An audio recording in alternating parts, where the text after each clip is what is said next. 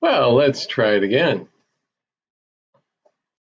Thank you, Debbie. You said there was no sound, and you were right. I had the mic turned off. So let me say it again. Welcome, everyone, to another session of the 1211 From Where God Sits. We got folks coming on. Debbie Olenek is on. RB is on. We're going to be seeing them here this weekend as we drive down. RB and Deborah. Debbie Mazzio, Roy Conwell. My phone is buzzing. Probably somebody else saying that there wasn't any sound. Now there is. Good, thank you. And Debbie said I don't have to wear the hat that she gave me. Debbie Mazzio, I'll wear it. I just have a whole bit of information perspective that I want to talk around that. I think it'll be good for us. Roy Conwell, a friend from Gulf Coast Bible College. If you're here, say hi. Wendy Scott, Mary Hens, Jerry, my sister, and my mom is on, and Pam Lackett. So good to see everybody here this afternoon. Well, as we started out last week, yesterday, last week, week's going by quick. As we started talking yesterday, I was following up from my message Sunday about what spiritual warfare is really all about, and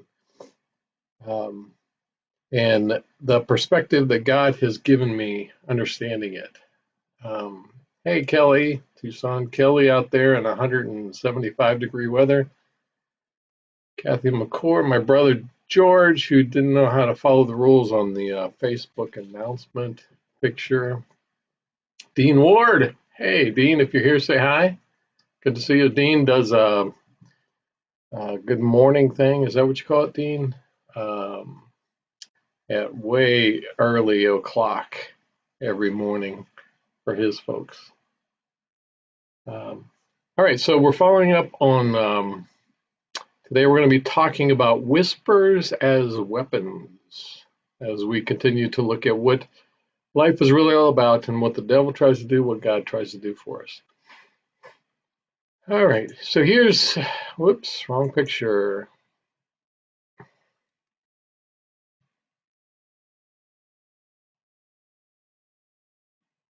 Here's the picture that was on the Facebook Live scheduled post announcement. Like I've told you before, when I schedule it, I just pick some random picture. And this is the picture that actually my sister, Daylight with Dean at sunrise. At sunrise. So Dean, at sunrise, get earlier, you're on earlier and earlier. Jesse Igarda, man, we got a lot of people from my past, good friends from all over the place that are coming on today. That is wonderful. So this is a picture that my sister actually posted. She found it in some of my mom's pictures as she was going through, and I posted it up there and asked who knew the occasion, the location, and the date for this picture. And I said personal family is disqualified, but my brother George paid no attention whatsoever. So he kind of spilled the beans. I know you'll recognize the person on the far left because he's the most handsome guy in the picture. Yeah, that's me. Chris Clements is next to me. He was, and Dusty Gower, that we both went to Gulf Coast Bible College together. Good friends. And then my dad standing there in front of my pickup truck that I had for the first few years of marriage. So the date is June the 2nd, 1978. It was outside the Door Street Church of God, which Angie swung our guest, for our wedding rehearsal. So we got married on June 3rd. That was June 2nd. Two other groomsmen, Jim Scobie and Marvin Bassbinder, drove up later, but these guys came from out of town, Medicine Springfield, and we all came up together. Good people. So that's what that picture was about. Now, just for fun, And Debbie Mazio says, can't get you today. I don't know what that means, Debbie. For all of those of you that are still working from home, this is Wilson. He is now working from home. A sheepdog sitting in front of a computer, taking care of the sheep. But they are all watching him, paying attention, so that's good. For all of you who struggle with wearing masks, here's a legitimate time to wear a mask. Gesundheit, says Mrs. Potato Head as Mr. Potato Head sneezes and blows himself all over the living room. That's just for fun. I thought that was hilarious. And then for all of you who, this is for all the school kids who are trying to finish up their education for the year and how difficult it is. And this is a rare photo of how me, your parents, supposedly got to school, to and from school, up the mountain in snow and freezing weather and down the mountain in snow and freezing weather. So you think you got a bad school, kids?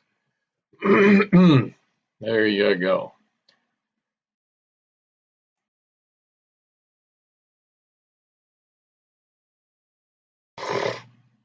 Having allergy trouble again today. Sorry about that. And I even sang a little bit. Well, we're skipping over what are we learning. You can post more on my Facebook page if you'd like to do that. So where are we at? So this is the do not be surprised moment. Jesus said, be wise as serpents and innocent as doves. Alert is what serpents are, paying attention, facing the difficult things, and yet loving. Doves, unconditional love regardless. So from the do not be surprised moment today, and this ties in with what we're going to talk about here in a moment, is that we should not be surprised when Christians and churches are not considered essential and treated worse by non-Christian officials. Nevada Governor Steve Sisolak, in announcing his reopening orders, in those orders he allowed retail stores to open at 50% capacity, as well as, as restaurants were given the go-ahead for resuming on-site dining, and permission was granted to open the doors of nail care centers, hair salons, and barbershops. All of that. Mom says get a cough drop. Thanks, Mom. Tommy Dove's on here. Man, a whole lot of GBC people joining. If you guys are really here, say hi. We got Jesse Igarda and Boyce Irwin. Man, love you guys. Miss you guys. So here's Nevada Governor Steve Sisolak allowing retail stores, nail care salons, hair salons, barbershops, restaurants open, and all of them, the greatest restriction was 50% capacity. And yet, for churches, the order was less than 10 people, regardless of social distancing measures. We should not be surprised when we're not considered essential Christians and treated worse by non-Christian officials. And so we're going to talk a little bit more about that, is how that happens. And because, hear me on this, I believe that often these government officials, medical officials are good-hearted people, and they really believe they're doing the right thing, the best thing. But spiritual warfare comes, and the devil whispers in our ears. And people do things, and they don't even realize that they're doing it against the purposes of God. Hey, Tommy, good to see you on here. All right, so the theme today is about whispers as weapons. Whispers as weapons, both good and bad. So here's what I sense God is talking to us about. Yesterday, we began to talk about some of the real realities of what is real and what is false, and what temptation is really all about.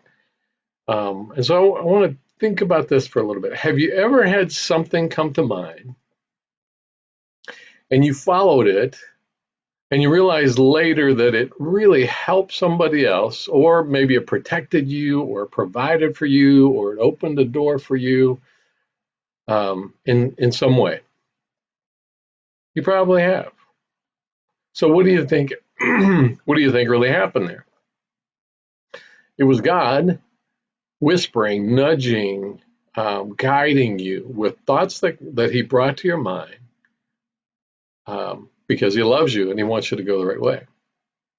Have you ever had a time when a thought came to mind and you acted on it and it hurt somebody else, or it hurt you, or it put you in a bad position, or there were negative consequences as a result? And in those times, perhaps you even look back on that and thought, why did I do that? What motivated me? What moved me to act in that way or say that thing? What was happening was the devil was whispering in your ear, whispering in your mind to try to motivate you to do something that would harm God, break His heart, and bring negative consequences into your life. Negative, and so whispers that come into our minds from invisible sources are a main weapon in spiritual battles. The thoughts that come to our mind, I'm calling them whispers because they're not loud. They come into our minds and they push us in a direction. Whispers that come into our minds from invisible sources are a main weapon in spiritual battles. So let's just very, very quickly, let's review some things that we talked about yesterday. If you weren't here yesterday, you can go back and listen to it either on YouTube or on my Facebook page. So the heavenly realms is the primary reality, not here. The heavenly realms, the place where the forces of God and the forces of Satan are battling it out in the heavenly realms. That is the primary reality. It's described in the Bible in different ways. One way we talked about in 2 Corinthians 5:7, we walk by faith and not by sight. Not by what we can see, but by the unseen in the spiritual in the spiritual realm. So heavenly realms is the primary reality, not here. Heavenly realms is where the real war is being fought, but it is played out here. And so the real reality is in heavenly realms, the battle between God and Satan, and that's where the real war is being fought, but it is being played out here. And so before the creation of anything, there existed a war between God and Satan. And creation was one of God's ways of acting out of His love to accomplish His purposes for all that is, both in the spiritual realms, in the heavenly realms, and also on earth. And so in Ephesians chapter 6, verses 10-11 says, "Finally, be strong in the Lord and in the strength of His might. Put on the whole armor of God that you may be able to stand against the schemes of the devil." And so he talks here that the heavenly realms is where the real war is, but it is played out on earth. And so I gave the example of World War II. The real war was between the governments of the United States, the Soviet Union, Great Britain, the Allied forces, and some of the other countries that joined against the forces of Nazi Germany, Italy, and Imperial Japan, the Axis forces. It was the governments, but the war played out on the ground by soldiers in many countries all over the world. But the real war was between the governments. And what the soldiers did impacted the real war among the governments. And then it is crucial to understand that what we do has impact in the heavenly realms. Our lives are not primarily about here.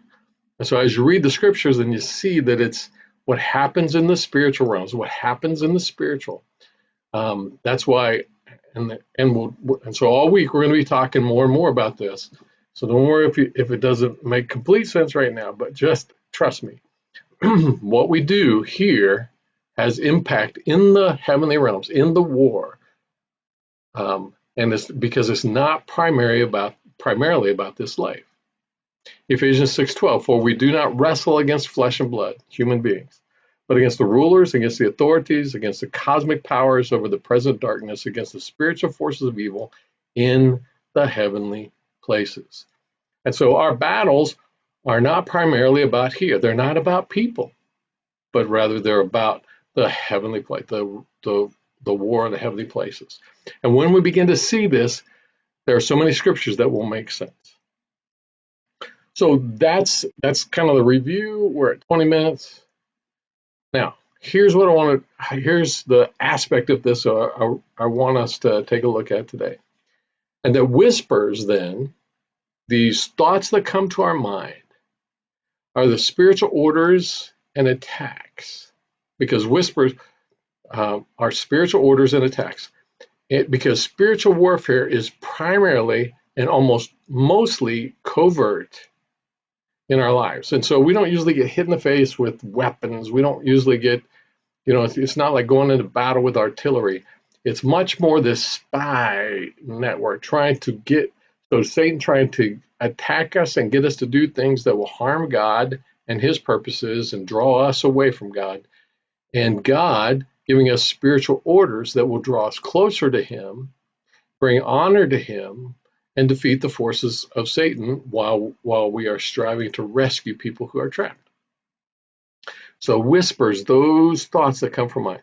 So there are some that come from Satan. And those that come from Satan are attacks. James chapter 1, verse 14 says, but each person is tempted when he is lured and enticed by his own desire.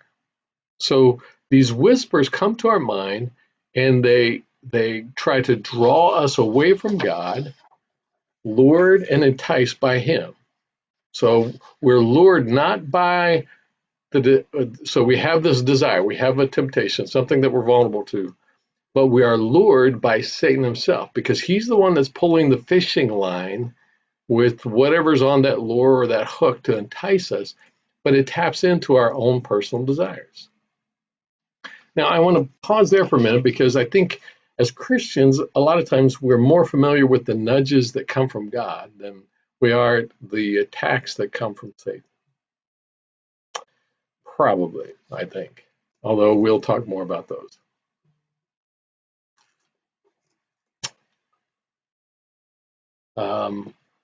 So when I was 8 years old, we were living in town in the Lane Edition in Springfield, Ohio. And my good friend, Mike Hines, who lived across the street, invited me over, and we were playing at his house. And one of the popular games in our neighborhood back in the good old days in the 60s was, I don't know that we even had a name for it, but it was basically baseball card war. War is the game if you play with face cards. It's a good child's game. They learn how to count. So you put a card down, the other person puts a card down, and then whoever has a card that matches the previous card gets the whole stack. And so we do that with baseball cards. And so if you put a card down with the Reds player and I put a card down with the Reds player, then I get the whole stack. And so Mike and I wanted more baseball cards to play with.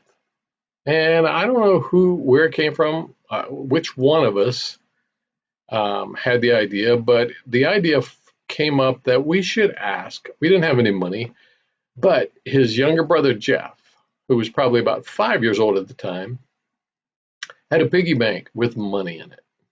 And I don't know where parents were. Back in those days, parents would let their kids play and not really watch them all that much.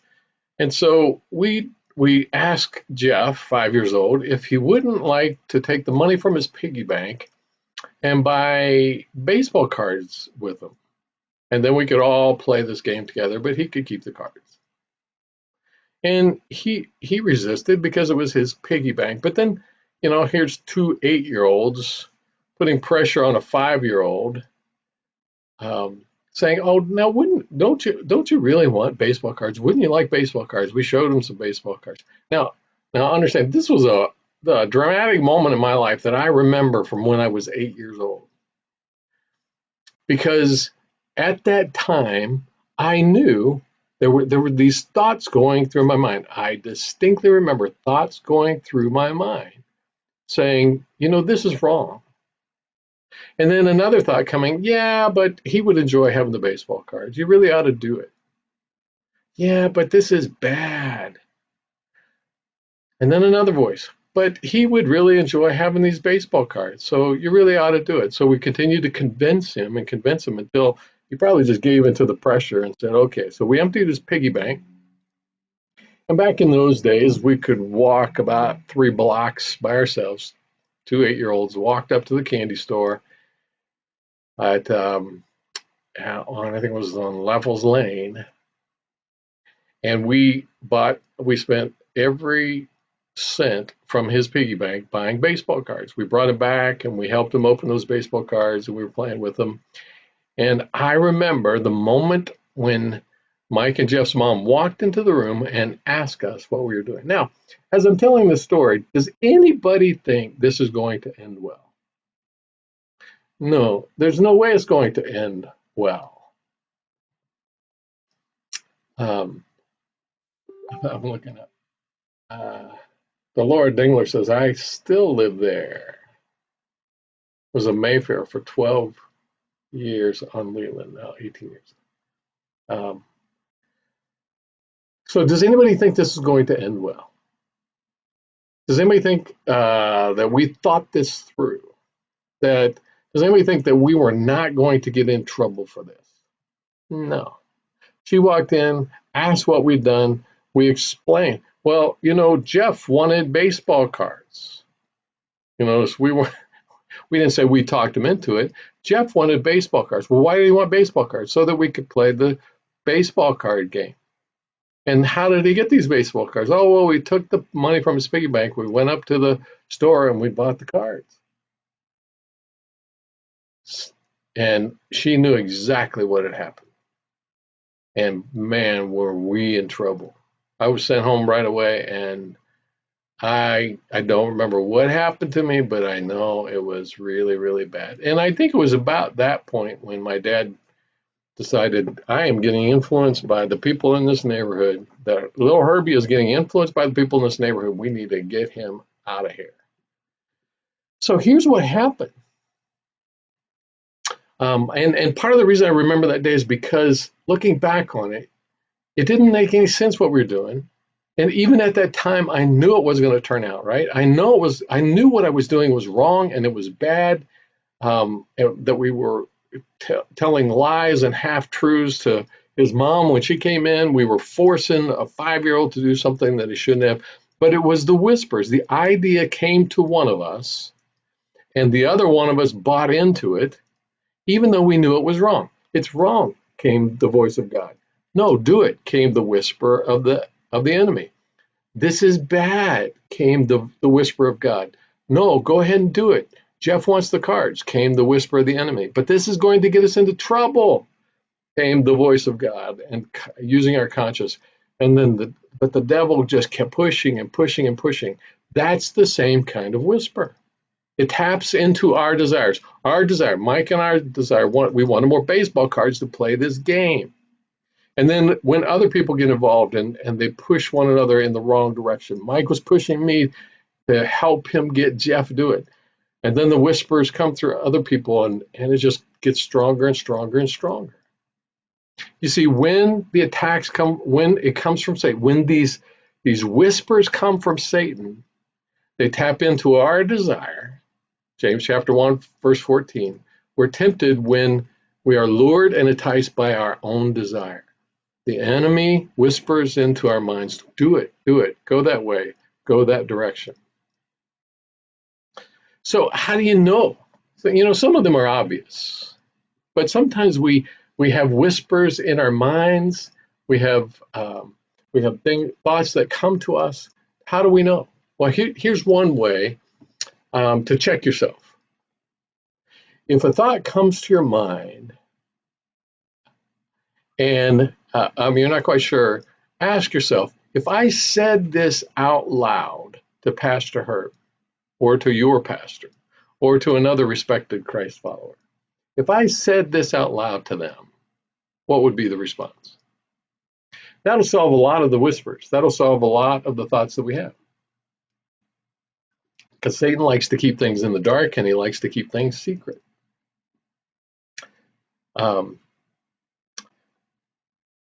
So let's go back to Governor Cooper and Governor Sisolak. Governor Cooper of North Carolina, who I noted last week or the week before, had the same kind of order.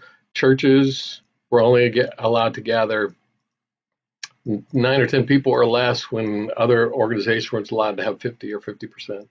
And then Governor Sisolak from Nevada and other governors, I think that many of them are believing that they're doing the right thing. So here's how I think it goes. The whisper comes into their mind, into the minds of even good people. Don't you think it would be best if religious people don't gather? You know, just for their own good, for their own safety. Because really, I mean, it doesn't really matter. The religious people will, you know, they'll be getting together pretty soon, and it's not like a medical facility where they dispense medicine, so they're not as essential as getting your nails done or your hair cut. And so I think and so the whisper in the ear of the enemy of the devil is trying to keep God's people away from each other, keep them from praising God, because it's not about here, it's about what's happening in the heavenly realms. And honoring God, fellowship, encouragement, hearing the word, being transformed by the truth being spoken, singing the truths of God and praise to God that brings him honor in the heavenlies.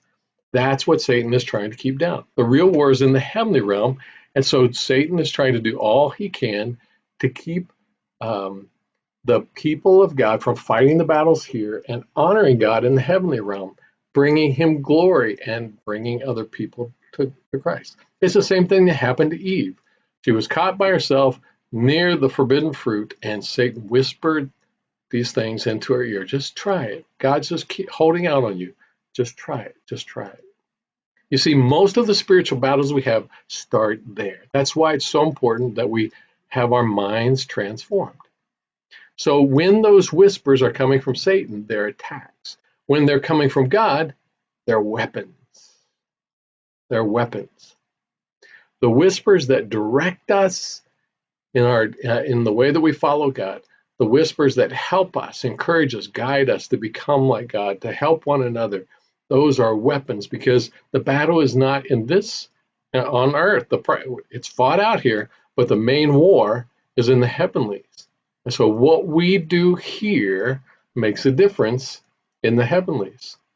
John chapter 16, verse 13, Jesus said, when the Spirit of truth comes, the Holy Spirit that came on Pentecost, he will guide you into all truth, for he will not speak on his own authority, but whatever he hears, he will speak. God rarely shouts, but he whispers a lot. His desire is to lead you more than you want to be led. His desire is to give you the resources. And when the truth is spoken, it's a weapon that causes people to go to God. So how do you know? You know, sometimes it's obvious when the nudges are from God. Other times it's not so obvious. Same test. What would Pastor Herb say? What would your pastor say if you speak it out loud? Sorry about that. What would someone who you trust as a follower of Christ, what would they do? What would they say? How would they respond if you said it out loud? Let me give you. Yesterday, I got a text from Pam Lackett. I believe she's on here with us today. She's one of my pastor prayer partners, and one of the things I ask of my pastor prayer partners is when they are praying for me, if they hear anything, that they would share it with me, that they would tell me, even if they think I already know it, or if it seems strange or odd, just share it with me. And she sent me a text yesterday that was incredibly profound, that I'm still just in awe, because she gave me a picture of how God is seeing me these days and what he's doing in my life. That is just incredibly, incredibly encouraging, helpful, profound, wonderful, and someday I'll tell you about it. What happens if she doesn't share that with me? Satan wins. You see, there are weapons because the text that Pam sent to me has had incredible, just just a few hours, has had incredible impact on me to hear him better, see him better, respond better. And God spoke through her, through the whisper, through the nudge, through the encouragement. That's God, the way God works. And I think he does it. And so when a thought comes to mind, especially in this quarantine, stay at home, stay away from each other time, if God brings somebody to your mind, often it's because they need a word from him. It's not just a random thought. It's a weapon that can make a difference in their life, but also it fights the war in the heavenlies. So let me just challenge you with some questions of application then. What whispers are you hearing? What are the thoughts that keep going through your mind? And one of the things to watch for is when whispers, the same thought is repeated and you can't get away from it. One of the things Pam said is, it won't leave my mind. It just keeps replaying in my mind. When I pray for you and it just keeps, what are the whispers that you keep hearing? Have you developed the skill to identify their source? It's a skill to understand where the whisper is coming from. Is it coming from the evil one? Because the devil has lies that sound so good. And they, on the surface, just like with this governor, he could be, I don't know anything about him, but he could be one of the, the nicest, good-hearted person trying to do his job well. But the devil has a way of leading us through his lies, his whispers. So have you developed the skill to identify their source? And then how are you responding to the whispers? Are you going towards God, or are they leading you against God or for God? So my friends, as we strive to see life from where God sits, understanding that the truest reality is in the heavenlies, and what we do here either helps in the war against the enemy or it hurts the cause of God. Would you spend time today thinking about those whispers, those thoughts that come to your mind as weapons? Lord, I pray that as we strive to see life from where you sit more and more and more, that God, you would take what we've talked about today, that you would lodge it in our minds, in our heart, like you did with Pam. She just couldn't get away from it. Would you do that in whatever you want to say to us so that we can become better followers of you, soldiers for you, and that what we do will fuel the war that is happening beyond what we can see. I pray for each one of these folks, God. Meet them right where they are. Lead them from where they are to where you want them to be. In the name of Jesus, we pray. Amen. Well, I thank you for joining. As I've said before, I don't take you for granted. I appreciate every time you take time out of your day. So stay with us all week. And I just believe I got some important things to say that God has given me. And as we go into this time of people going back to work and everything, we're going to be changing some aspects of what we're doing here and these from where God sits things. So be sure and join me, stay tuned, and we'll work that out. Several reminders: be sure and watch the movie A Hidden Life. Share what you're learning now. Like and share these. If these are helpful to you, make sure other people know about them. It is on the YouTube channel. And then Thursday night, we're going to be looking at Daniel, who gets thrown into the lion's den. And as my friend Ken Davis said, he becomes the first Happy Meal. So we're going to be looking at that. All right. Have a wonderful day, and hope to see you tomorrow and on Thursday. Love you all.